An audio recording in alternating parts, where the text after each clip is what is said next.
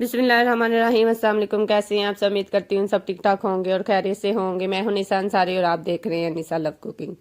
निशा love cooking में आज हम लोग बहुत ही यम्मी सी रेसिपी बनाएंगे जिसे बोलते हैं पोटैटो फ्राइज पकौड़ा। ये बहुत ही हेल्दी और बहुत ही मज़े का बनता है और बहुत ही आसान सी रेसिपी है। इसको बनाने के लिए सबसे पहले हमें चाहिए आलू, जिसको आप लोगों ने वॉश करके अच्छे से कट कर लेना है। इसको कट करने के बाद आप लोगों को चाहिए कटर, जिसकी मदद से आप लोगों ने इसके स्लाइस कटिंग कर लेने हैं ऐसे ही लंबाई की सूरत में। जब आप लोगों ने इसकी कटिंग स्टार्ट करनी है तो इसको बहुत ही आप लोगों ने बारीक कट करना है। जितना आप लोग इसको बारीक कट करेंगे ना, उतने ही आप लोगों के मज़ेदार से पोटैटो फ्राई जो पकोड़ा है ना वो बनेगा।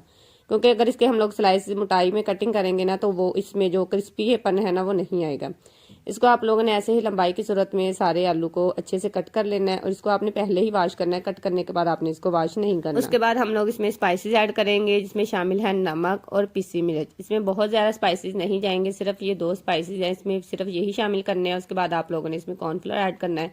कॉर्नफ्लोर की मिकदार इसमें ज़्यादा ऐड करनी है और 2 चम्मच आप लोगों ने इसमें मैदे के भी शामिल कर लेने हैं। इसमें आपने पानी नहीं डालना। अगर आप लोगों को ज़रूरत लगे पानी की तो 1-2 आपने ड्रॉप पानी की ज़रूरत में इसमें डाल देने हैं। वैसे तो ये इसी में इसका मिक्सचर अच्छे से रेडी हो जाएगा, क्योंकि आप लोगों ने कॉर्नफ्लोर का इस्तेमाल ज़्यादा करना है। जितना आप लोग इसमें कॉर्नफ्लोर का इस्तेमाल करेंगे उतने ही ये आपके पोटैटो फ्राइज पकौड़ा है ना क्रिस्पी बनेंगे। उसके बाद हमें चाहिए 1 अदद कढ़ाई, जिसमें आप लोगों ने ऑयल डालना है। उसको अच्छे से गर्म करना है। जब ऑयल अच्छे से गर्म हो जाएगा तो उसके बाद आप लोगों ने हल्की आंच कर देनी है। जो हम लोगों ने फ्राइज़ की कटिंग की थी उसको आप लोगों ने एक फ्लावर की शक्ल में इसको शेप देनी है और एक एक आपने इसको कढ़ाई में डालते जाना है और आंच आप लोगों ने बिल्कुल ही हल्की कर देनी है ताकि ये एक तरफ से अच्छे से पक जाए। उसके बाद आप लोगों ने इसकी साइड चेंज करनी है।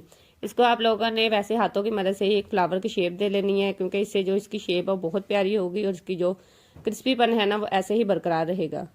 क्योंकि रमज़ान के हवाले से मैं आप लोगों के साथ बहुत सारी रेसिपी शेयर करूंगी ताकि आप लोगों को भी इसको देख के बहुत कुछ सीखने को मिले और आप लोग भी इसको ट्राई कीजिएगा। ये बहुत ही क्रिस्पी पोटैटो रेसिपी है, बच्चों को बहुत ही पसंद होने वाली है। आई होप आप लोगों को मेरी वीडियो पसंद आ रही होगी। तो जिन लोगों को मेरी वीडियो पसंद आती है प्लीज़ वो मेरी वीडियो को लाइक और मेरे चैनल को सब्सक्राइब कर दिया करें। ऐसे ही मैं आपके लिए बहुत सी रमज़ान के हवाले से रेसिपी आपके साथ शेयर करूंगी और जिन जिन को मेरी रेसिपी पसंद आती है प्लीज़ वो मेरे साथ कमेंट में उसको ज़रूर शेयर किया करें कि आपको मेरी रेसिपी कैसी लग रही है। क्योंकि आप लोगों को पता है कि माशाल्लाह से रमज़ान मुबारक आने वाला है। रमज़ान में हर घर में इफ्तारी के वक्त कुछ ना कुछ रेसिपी जो है फ्राइज़ की सूरत में बनता रहता है। अगर आप लोग इसको एक ही शेप में रोज़ बनाएंगे तो आपके घर वाले भी उसको खा के उकता जाएंगे। इसीलिए मैं आप लोगों के लिए बहुत सी डिफरेंट सी रेसिपी आपके साथ शेयर करती हूँ ताकि आप लोग भी उसको ट्राई करें और आपके घर वालों को बहुत पसंद आए हो। इसको आप लोगों ने 2-4 मिनट के लिए ऐसे ही फ्राई करते जाना है ताकि इसका जो क्रिस्पीपन है ना वो ख़त्म ना हो। और इसको आप लोगों ने बहुत तेज़ आंच पे नहीं बनाना। अगर आप लोग इसको तेज़ आंच पे बनाएंगे तो इससे ऊपर जो इसका कलर है ना ये बहुत डार्क हो जाएगा और अंदर से ये कच्चे रह जाएंगे। इसको आपने बहुत ही हल्की आंच पे बनाना है। जितना आप लोग इसको हल्की आंच पे बनाएंगे ना उतने ही ये आप लोगों के जो पोटैटो फ्राइज पकौड़ा है ना ये क्रिस्पी बनेंगे। अगर आप लोग इसको तेज़ आंच पे बना देंगे तो ये ऊपर से इसका कलर डार्क हो जाएगा, अंदर से इसमें जो क्रिस्पीपन है ना वो नहीं आएगा। और जब भी आप लोगों ने इसमें फ्लावर की शेप देनी है ना तो आप लोगों ने ये जो मैंने कटिंग किए थे आलू, इसको आप लोगों ने बहुत ज़्यादा 3-4 पीसेज ही तकरीबन इसमें लेने हैं ताकि इसका जो फ्लावर की शेप है ना वो अच्छे से बन जाए। ये ना हो कि आप लोग इसको ज़्यादा मोटा कर लें और इसमें जो इसका अंदर से क्रिस्पीपन है वो नहीं आएगा। इसको आप लोगों ने बहुत ही बारीक सा करना है और ताकि ये फैला सा रहे, इसका जो फ्लावर का क्रिस्पीपन है ना वैसे ही बरकरार रहेगा।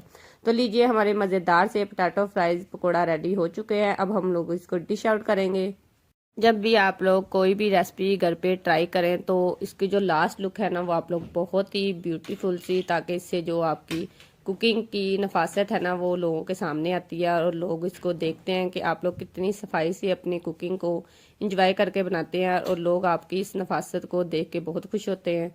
इसके बाद आप लोगों ने इसको एक छलनी में निकाल लेना है ताकि इसका जो सारा घी है इसमें से निकल जाए और इसको आप लोगों ने एक ट्रे में निकाल लेना है। उसके ऊपर आप लोग इसको चाट मसाला भी छिड़क सकते हैं या आप लोगों को अगर ज़्यादा स्पाइसी पसंद है गार्लिक सॉस के साथ या केचप के साथ आप लोग इस मेहमानों को सर्व करें। मिलते हैं नेक्स्ट वीडियो में। अपना बहुत सारा ख्याल रखिएगा। अल्लाह हाफिज़।